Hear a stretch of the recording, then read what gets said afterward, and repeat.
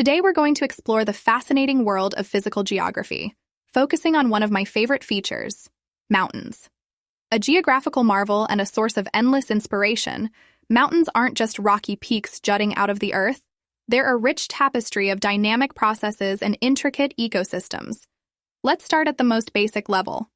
What is a mountain?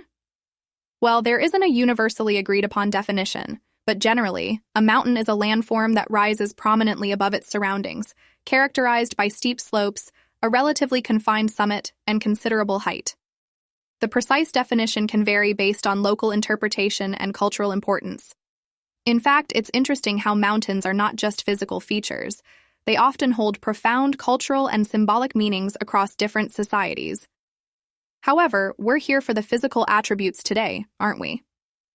So, how do mountains form? The process is called orogeny, and it's an ongoing dynamic part of our planet's life cycle. The most common process is through the movement of lithospheric plates. You know, those large pieces of Earth's crust and uppermost mantle that fit together like a giant jigsaw puzzle. Where these plates meet, incredible forces are at play. Consider what happens when two plates collide, a process we call convergence.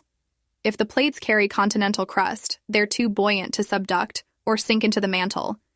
Instead, the material at the collision zone crumples and folds upward, forming mountain ranges. The Himalayas, where we find Mount Everest, the highest peak on Earth, are a perfect example of this. Alternatively, where an oceanic plate meets a continental one, the denser oceanic plate subducts under the continental plate, melting in the mantle. This can lead to volcanic activity and the formation of mountain ranges along the continental margins. The Andes in South America are a prime example of this type of mountain formation. We can't ignore the impact of other factors in mountain formation, though.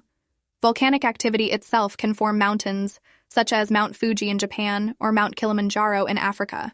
Then there's the fascinating world of block mountains, formed by faults or cracks in the Earth's crust where large areas have dropped or risen, like the Sierra Nevada in the United States. What's remarkable about mountains is that while they are a product of these large-scale geological forces, they are also highly susceptible to weathering and erosion. Water, wind, ice, they all play a role in shaping and transforming mountains over time. And that's not even getting into the role of glaciers and the dramatic landscapes they carve, but we'll save that for another lecture. Mountains also host a surprising variety of ecosystems. Despite their harsh climates, species have adapted to thrive in these environments, contributing to significant biodiversity. You have your alpine goats defying gravity on steep slopes, or the hardy